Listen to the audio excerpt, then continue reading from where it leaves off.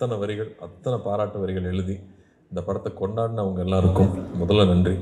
அதே சமயத்தில் உலகத்தில் எங்கேருந்தோ சின்ன சின்ன ஒரு மூலைகள் இருந்து இந்த படத்தை பற்றி, இந்த படத்தை ரசித்து, இந்த படம் என்ன தாக்கத்தை அவங்க மேலே ஏற்படுத்தியிருக்குன்னு தொடர்ந்து ஒரு மீம்ஸாகவும் பதிவுகளாகவும் ரீல்ஸாகவும் போட்டுகிட்டே இருக்கிற தமிழ் சினிமாவின் ரசிகர்கள் உங்கள் எல்லாருக்கும் இந்த தருணத்தில் நன்றி சொல்லிக்கிறேன்.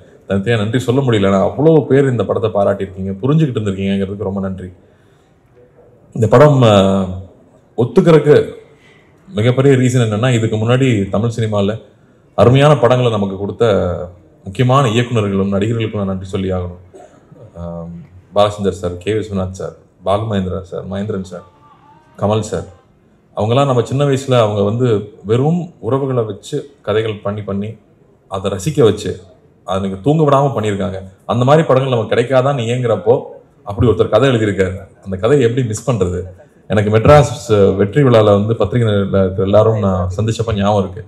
நல்ல படங்களாக தேர்ந்தெடுத்து பண்ணுங்கள், நீங்கள் பருத்தி வீரனில் ஸ்டார்ட் பண்ணியிருக்கீங்க, நீங்கள் பொழுதுபோக்கு படம் பண்ணுங்கள், நான் நல்ல படங்கள் தேர்ந்து பண்ணீங்கன்னு எனக்கு சொல்லியிருந்தீங்க. நான் மறக்கவே மாட்டேன். அதுலேருந்து நான் என்னுடைய பாதையும் நான் தேர்ந்தெடுத்த படங்களும் உங்களுக்கு தெரியும். இந்த படம் வரும்போதும் இந்த படம் பண்ண வேண்டிய படம் இது.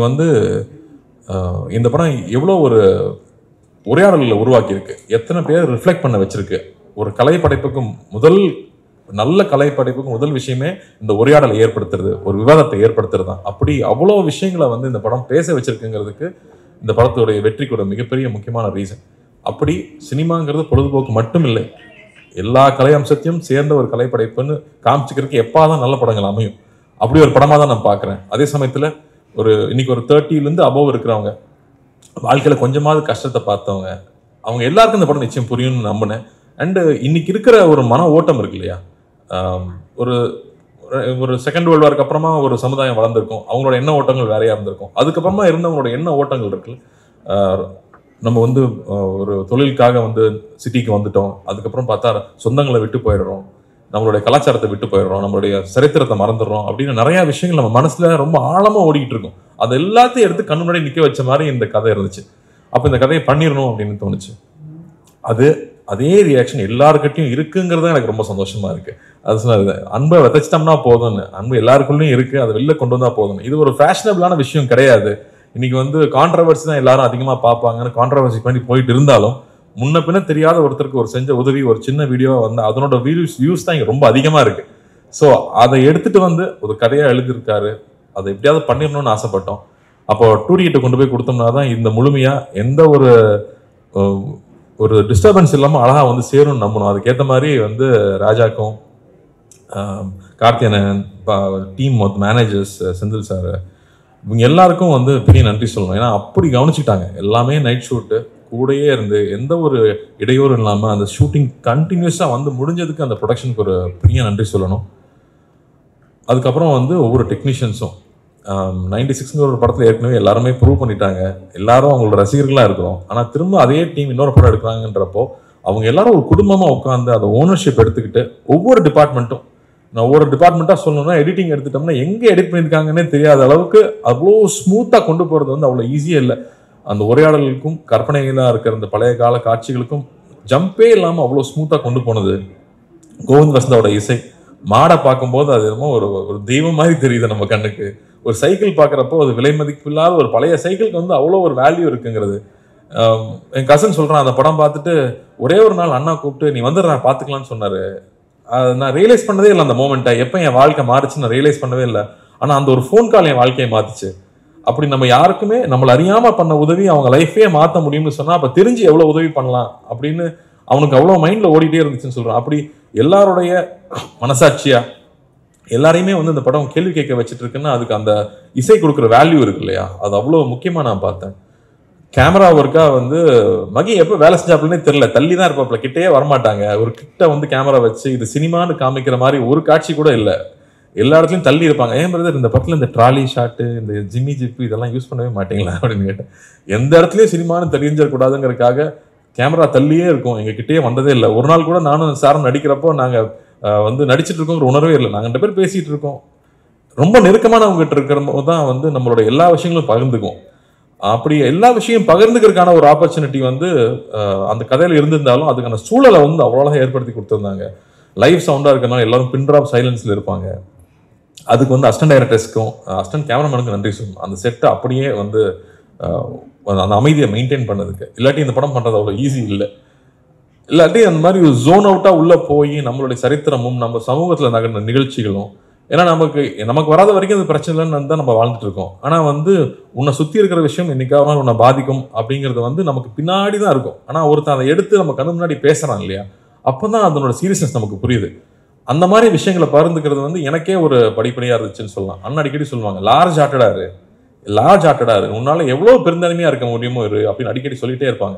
அப்படி பெருந்தன்மையாக இருந்தால் தான் சில முடிவுகள் எடுக்க முடியும், சில தருணங்களை முக்கியமான முடிவுகள் எடுக்க முடியும். அப்போதான் எல்லாரும் மேலேயும் அன்பா இருக்க முடியும், நம்ம மேலே கோவப்பட்டவங்க மேலேயும் நம்மளால அன்பா இருக்க முடியும். அந்த மாதிரியான சூழல் இந்த படம் திருப்பி எனக்கு ஏற்படுத்தி கொடுச்சுன்னு சொல்லலாம். ராஜா சொன்ன மாதிரி நம்ம ஊரில் சொந்தக்காரங்க இருப்பாங்க, சம்மரானா ஊருக்கு நான் போயிடுவேன், அவங்க தகுதிக்கு மீறி நம்மளை கவனிப்பாங்க. அது நம்ம மெட்ராஸ்லேருந்து வர பசங்க, அதனால இவங்க நல்ல பிஸ்கட் தான் சாப்பிடுவாங்க, ஒரு நல்ல வாழைப்பழம் வாங்கி வைக்கணும்னு அவங்க தகுதிக்கு மீறி கவனிச்சுப்பாங்க. ஆனால் சாப்பிடாம கூட வருவோம், கையில் தொட்டு கூட பார்க்க மாட்டோம். ஆனால் நான் அவங்க சாப்பிட்றமான்னு பார்த்துட்டே இருப்பாங்க. எனக்கு அதெல்லாம் அப்போ நான் நினச்சி பார்க்கவே இல்லை, இப்போ நான் நினச்சி பார்க்குறேன். நம்ம மேலே எந்த எதிர்பார்ப்பும் இல்லாமல் நம்ம மேலே அன்பு காட்டினவங்கள நம்ம வந்து அங்கீகரிக்கிறோமா, அதை திருப்பி கொடுக்குறோமா அப்படின்னு திரும்ப யோசிச்சு பார்க்குறேன். அப்போ அது திரும்ப ஞாபகப்படுத்துது, திரும்ப ஊருக்கு போனால் அவங்க வீட்டுக்கு போய் உட்காந்து ஒரு வாய் சாப்பிட்டு வரணும்னு தோணுது. ஸோ அந்த மாதிரி உணர்வுகள் எல்லாம் வந்து நம்ம இழந்துட்டோமா இல்லை மறந்துட்டோமா, இந்த படம் திரும்பி அதை ஏற்படுத்துது. அப்படி வந்து ஒவ்வொருத்தருக்குள்ளேயும் இருக்க நிறைய நினைவுகளை வெளியில கொண்டு வருது. அவங்க எழுதி தள்ளுறாங்க, பேஜா எழுதி தள்ளுறாங்க. ஸோ அது ரொம்ப சந்தோஷமா இருக்கு, இந்த படத்தை புரிஞ்சுக்கிட்டாங்க அப்படின்னு. சரி, நம்ம மாநிலத்தில் மட்டும்தான் ஓடுதான்னு பார்த்தா ஆந்திராலையும் நல்ல அதே ரெஸ்பான்ஸ் இருக்குது, கேரளாவில் போனாலும் அதே மாதிரி இருக்கு. வெளிநாட்டில் இருக்கிறவங்க இன்னும் பயங்கரமாக கொண்டாடுறாங்க, ஏன்னா அவங்க ரொம்ப தூரத்தில் இருக்காங்கன்றப்போ அவங்களுக்கு அந்த வேல்யூ ஜாஸ்தி தெரியுது. ஸோ இதுக்காக இந்த படம் எடுத்தோம், என்ன சொல்ல முயற்சி பண்ணமோ அது போய் சேர்ந்துருக்கு. எல்லாரும் ராஜா சொன்ன மாதிரி இந்த படம் கொடுத்ததுக்கு நன்றின்னு சொல்றாங்க. அதை விட வேற என்ன சந்தோஷம் வேணும்? அந்த சந்தோஷத்தை ஏற்படுத்தி கொடுத்தது நீங்க, அது கொடுத்த அங்கீகாரம் தான். நீங்க அந்த படத்தை பாராட்டினதும் அந்த படம் நல்லா இருக்குன்னு சொன்னது தான் அதை முழுமை அடைக்குது. ஸோ பத்திரிகை நண்பர்களுக்கும், நிறைய பேர் நண்பர்களும் சொல்லக்கூடாது, பெரியவங்க, நான் சின்ன வயசுல அங்கிள்னு கூப்பிட்டவங்களாம் இங்கே இருக்காங்க, அவங்களுக்கும் எல்லா ரசிகர்களுக்கும் இந்த படத்தை புரிஞ்சுக்கிட்டு பாராட்டினவங்க எல்லாருக்கும் ரொம்ப நன்றி. அதே மாதிரி வந்து எங்கள் அத்தானை மிஸ் பண்ண முடியாது, அத்தானை கடைசியாக வர்றேன். பட் பிரேம் அவரோட எழுத்து வந்து ஒரு ஹிஸ்டாரிக்கல் ஒன்று வச்சிருக்காரு, இப்போ நான் அப்டேட்டாக கொடுத்துட்றேன். ஒரு ஹிஸ்டாரிக்கல் ஒன்று வச்சிருக்காரு, அதை நடைய படிச்சு முடிச்சதுக்கு அப்புறமா யாரையா நீன்னு கேட்குற அளவுக்கு மரியாதைலாம் போயிடும்ல. ரொம்ப பிடிச்சி போச்சுன்னா, டே யாரா நீ எப்படா அப்படி எழுதுற, எனக்கு அவருக்கு ஒரே வயசு தான், நெக்ஸ்ட் டைம் டை அடிச்சிட்டாங்க. அந்த அளவுக்கு வந்து நம்ம அப்படி ஒரு நடை அவரோட எழுத்துல இருக்கிறது வந்து பிரமாதமா இருந்துச்சு. அது எப்போ நீங்க எழுதி முடிப்பீங்கன்னு நானும் வெயிட் பண்ணிட்டு இருக்கேன். நமக்கு ரொம்ப கேப் விடாம எழுதி முடிங்க. அதே மாதிரி சவுண்ட் டிபார்ட்மெண்ட்டு, அந்த கோயில்ல இருந்து அந்த பையன் கிளம்பி வரும்போது அந்த யானை மேலே டச் பண்ணுது, அங்கேயே வந்து எல்லாரும் எமோஷனல் ஆயிட்டாங்க. அப்படி வந்து ஒரு ஒரு சரியான ஒரு காட்சியும் ஒரு சரியான ஒரு இசை மட்டுமே ஒருத்தரை வந்து அள வைக்க முடியுமா அப்படிங்கிறது வந்து மறுபடியும் எனக்கு ஒரு லெசனாகவே இருந்துச்சு இந்த படத்தில். அது என்னால் ஃபர்ஸ்ட் உணர முடியல, தியேட்டரில் பார்க்குறப்போ தான் அதை உணர்றேன். ஸோ அப்படி வந்து நுணுக்கி ஒவ்வொரு டெக்னீஷியன்ஸும் இந்த படத்தை வேலை செஞ்சது ஒரு அருமை நமக்கு தெரியுது. வெகு சில பாடல்கள் தான் வந்து நமக்குள்ளே போய் நம்மளை வந்து பாட வைக்கும், நமக்குள்ளே போய் நம்மளை செய்ய வைக்கும். அந்த மாதிரி இந்த படத்தில் இருக்கிற பாடல்கள் நான் கேட்டே இருப்பேன். ஏங்க இந்த படத்தில் வந்து 96 மாதிரி ஹிட் சாங்லாம் இல்லையா? ஆமா பிரதர், இந்த படத்தில் லவ் சாங்லாம் போட முடியாது அப்படின்னு சொல்லிட்டாரு முதல்ல. ஆனால் இதில் இருக்கிற சிச்சுவேஷனுக்கு சாங்ஸ் இருக்கிறது இருக்கு இல்லையா, அது அவ்வளோ அழகு. வந்து இந்த போறேன் நான் போறேங்கிற சாங்கும், யாருவன்கிற அந்த சாங்கும், கமல் சாரோட வாய்ஸ் வரும்போது, கமல் சாருக்கு எத்தனை நன்றி சொன்னாலும் பத்தாது. அவருக்கு வந்து இந்த படத்தை அண்ணாக்காக தான் நிச்சயம் பாடி கொடுத்துருக்காரு. ஆனால் அண்ணாக்காக வந்து அவர் முடிக்கும் போதும் பாடும்போதும் நாங்கள் இருந்த அந்த உணர்வு இருக்கு இல்லையா, அவ்வளோ பேருக்கு வந்து அது எல்லாரும் சொல்றாங்களே, அந்த யாரோ வந்து என்ன ரொம்ப நெருங்கினவனை கட்டி பிடிச்சிக்கிட்ட மாதிரி இருக்கு இந்த படம் பார்த்ததுக்கு அப்புறமா. அதுல இலகி தான் நான் சிரிக்கிறேன் அழுகிறேன்னு சொன்னாங்க. அது கமல் சாரோட வாய்ஸ் ஒரு மிகப்பெரிய ஒரு காரணம், அவருக்கும் நன்றி சொல்லணும். அதுவும் எழுத்தாளர்கள் வந்து அந்த வரிகள் இருக்கு இல்லையா, மழை நீரில் கரைந்தே போவதில்லை மலை என்றும் மலைதானே அப்படின்னு வந்து கமல் சார் பாடும்போது, ஐயோ இதெல்லாம் சின்ன வயசுல தான் இந்த மாதிரி நம்ம உணர்ந்திருக்கோம்ல அப்படின்னு அந்த மாதிரியான உணர்ச்சிகள்.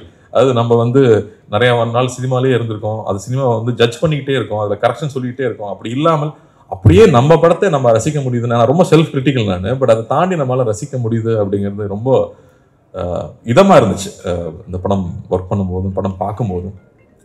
அத்தான் மேட்டருக்கு வந்தால் வந்து என்ன சார் சொல்லட்டுமா வேணாமா சார், நீ ரொம்ப பேசுவ அப்படின்னாரு முதல்ல. வேறு வழியில் சார் இந்த படத்துக்கெல்லாம் பேசி தான் ஆகணும். ஏன்னா வந்து அந்த ஃபோன் கான்வர்சேஷன் பற்றி தான் நான் முக்கியமாக சொல்லணும்னு நினச்சேன். ஏன்னா அப்போ தான் நான் ஷூட்டிங் இல்லை, மற்ற நாள்லாம் கூடயே தான் இருந்திருக்கேன். அப்போ தான் நான் தொல்லை பண்ணுறதுக்கு பக்கத்தில் இல்லாததுனால அந்த காட்சிகள் நான் ஸ்க்ரீனில் பார்க்கும்போது அப்படி இருந்துச்சு. இங்கே எல்லாரும் சொல்லிட்டு இருந்தாங்க, ஒரு ட்ரூ கலர் போட்டால் நம்பரை கண்டுபிடிச்சிடலாமே. நம்பர் கண்டுபிடிக்கிறது இந்த கதை கிடையாது, அது கிடையாது. என் மேலே இவ்வளோ அன்பாக இருக்கான், எனக்கு அவனை தெரியல, அதை நான் மறைச்சிருந்திருக்கேன். அப்போ நான் எவ்வளோ ஒரு தப்பானவன், நான் எவ்வளோ எனக்கு நான் ஒரு தப்பு செஞ்சுருக்கேன். அந்த தப்பை நான் அவங்ககிட்ட சொல்லி மன்னிப்பு கேட்கணும்னு நினைக்கிறதா இதில் அந்த இருக்கிற அந்த ஒரு பெரிய விஷயமா நான் பார்க்குறேன். டக்குன்னு நம்பர் தெரிஞ்சுட்டே அவன் தெரியுண்டா அப்படின்னு சொல்கிறது கிடையாது. நான் மன்னிச்சிரு, நான் தப்பு பண்ணிட்டேன், நான் மோசமானவன், எனக்கு உன்னை தெரியல அப்படின்னு சொல்கிறது ஒரு உண்மை இருக்கு இல்லையா, அது அந்த கண்ணில் பார்த்தேன். அந்த ஒவ்வொரு வார்த்தை சொல்லும் போதும் பார்த்தேன். அது பிரமாதமாக இருந்துச்சு. சார்கிட்ட நான் சொன்னேன், சார் சான்ஸே இல்லை சார், நான் போப்பா அப்படின்ட்டாரு ஒரே செகண்டில். ஆனால் அது அந்த உண்மை இருக்குல்ல, அவ்வளோ நேர்மையாக இருந்தால் தான் அதை சொல்ல முடியும்னு எனக்கு தோணுச்சு. அப்படி அவர் சொன்ன விஷயம் இருக்கு இல்லையா, அது எவ்வளோ பேருக்கு புரிஞ்சுதுன்னு தெரியல. அது ரொம்ப ஈஸி இல்லை. எனக்கு கண்டுபிடிச்ச நம்பர் யாராவது கேட்டு சொல்கிறது இல்லை, எனக்கு உனக்கு தெரியல, நான் அதுக்கு அசிங்கப்படுறேன் அப்படின்னு சொல்லிட்டு சொல்கிற அந்த நேர்மை அவர் கண்ணில் அப்படியே இருந்துச்சு. அதுக்கப்புறமா பேச பேச டே தாங்க முடியலடா சொல்லி தோடாங்கிறப்போ அந்த உரிமையே இருந்துச்சு. அதான் சொல்லிட்டு இருந்தாங்க, போட்டி போட்டு நடிச்சிருக்காங்க 2 பேரும். போட்டியெல்லாம் போடலை. அது அவ்வளோ சந்தோஷமா நான் என்ஜாய் பண்ணி 2 பேரும் சேர்ந்து ஒவ்வொரு நாளும் பேசி பேசி ரசித்து ஒர்க் பண்ணோம். ஸோ அதுக்கு சாருக்கெலாம் தேங்க்லாம் சொல்லிட முடியாது, அடிக்கடி போய் தொலை பண்ணிட்டு தான் இருப்போம் நாங்கள் தொடர்ந்து. பட் ரொம்ப அருமையாக இருந்துச்சு சார், நான் அவ்வளோ ரசித்து பார்த்தேன் அந்த காட்சிகளை. அதே மாதிரி இவன் யாருன்னு தெரியாமல் இருக்கும்போது ஒரு விஷயம் இருக்கும், அது புக்கில் கூட அவர் அப்படி எழுதலை, உங்களுக்கு அது கிரெடிட் கிடையாது. அருள்மொழியை நீங்கள் அப்படி எழுதலை, அதை எங்கள் அத்தான் தான் அப்படி ஆக்கியிருக்காரு. அதை பல மடங்கு மேலே எடுத்துகிட்டு போனது எங்கள் அத்தான் தான். அவ்வளோ பியூட்டிஃபுல்லாக அதை லேயர் லேயராக புரிஞ்சுக்கிட்டு இந்த கேரக்டர் எப்படி இருக்கணும். அவர் ஒரு சர்ஃபேஸ் லெவலில் அவன் ஒரு மரம் மாதிரி தான் எழுதியிருந்தார். எல்லா உணர்ச்சிகளும் அற்று போன ஒரு மரம் மாதிரி தான் அந்த கதாபாத்திரத்தை எழுதியிருந்தார். அப்படி இல்லாமல் உணர்ச்சி பூர்வமாக அது ஃபஸ்ட்டு எப்போ ஓப்பன் ஆச்சுன்னு எனக்கு ஞாபகம் இருக்குது. யார் ஃபஸ்ட்டு குளிச்சுட்டு வராங்கன்னு பார்ப்போமா அப்படின்னாரு. நான் ஃபஸ்ட்டு ஆடி போயிட்டேன், இப்படி இல்லையே, அப்படி எழுதலையே அப்படின்னு. அப்போ தான் திரும்ப எனக்கு நாங்கள் ஊருக்கு போனால் எப்படி இருப்போமோ அப்போ எப்படி ஒருத்தன் இழகிறான் அப்படிங்கிறத அவர் மைண்டில் வச்சுக்கிட்டு ஸ்டேஜ் பை ஸ்டேஜ் அவர் கொஞ்சம் கொஞ்சமாக அதுல இருந்து வெளியே வந்திருப்பார். இல்லை நான் சொல்லி தான் ஆகணும், முடியாது, இவ்வளோ பேர் இருக்காங்களே, நான் சொல்லி தான் ஆகணும், வேற எப்போ சொல்றது. ஸோ பியூட்டிஃபுல்லாக பண்ணியிருந்தீங்க sir, love you sir. And இந்த தருணத்தில் எனக்கு இவ்வளோ நேரம் டைம் கொடுத்து பேச அனுமதிச்சேன் உங்களுக்கும் ரொம்ப ரொம்ப ரொம்ப நன்றி. நிறையா மிஸ் பண்ணுறேன்னா அப்படின்னு யோசிக்கிறேன். சக்தி இன்னொரு பேச்சாளர் எங்களுக்கு ரெடி ஆகிட்டார் இண்டஸ்ட்ரிக்கு. ரொம்ப அழகாக சொன்னீங்க, டைரக்டர் பற்றி அவ்வளோ அழகாக சொன்னீங்க. எப்படி நிறையா மூட்டை கட்டி வச்சிட்டோம்னா அதில் அரிசியும் உமியும் சேர்ந்துருந்தா அதுக்கு வேல்யூ இல்லை, அரிசி மட்டும் தான் வேல்யூ. அப்போ எத்தனை மூட்டைங்கிறது கணக்கு இல்லை, மூட்டை மட்டும் அரிசி இருக்கா, அது உணவாகுமாங்கிறது தான் முக்கியம். அதனால கம்மியான படங்கள் பண்ணாலும் நல்ல படங்களாக பண்ணுவார் நிச்சயமாக அவர். பட் அது ரொம்ப அழகாக எடுத்து சொல்லியிருந்தீங்க. ஸோ நன்றி. அண்ட் அனைவருக்கும், அசிஸ்டன்ட் டைரக்டர்ஸ்க்கு, படத்தை வேலை செஞ்ச அனைவருக்கும், அந்த மாடுலேருந்து அந்த பாம்புலேருந்து அந்த சைக்கிள்லேருந்து அந்த செருப்பு வரைக்கும் நன்றி நன்றி நன்றி. இந்த ஒரு சந்தோஷத்தை கொடுத்ததுக்கு, இந்த பெருமையை கொடுத்ததுக்கு மறுபடியும் அண்ணாவுக்கும் நான் நன்றி சொல்லிக்கிறேன். அடிக்கடி நான் சொல்லிகிட்டே இருப்பாங்க, இந்த படத்தை பற்றி இந்த மாதிரி திரும்ப அடிக்கடி படம் பண்ண முடியாது, ஃபர்ஸ்ட் பி ப்ரௌட் அப்படின்னு சொல்லிட்டே இருந்தாங்க.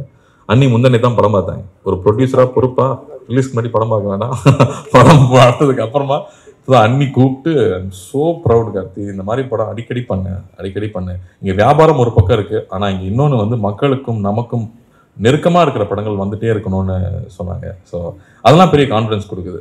ஸோ நன்றி என்னுடைய 2 ப்ரொடியூசர்களுக்கும் ரொம்ப ரொம்ப நன்றி. தேங்க்யூ.